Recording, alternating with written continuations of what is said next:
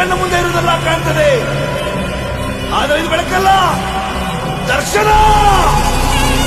ಹಿಂದೆ ನಡೆದದ್ದು ಮುಂದೆ ನಡೆಯುವುದು ಎಲ್ಲ ತೋರಿಸೋ ಬೆಳಕು.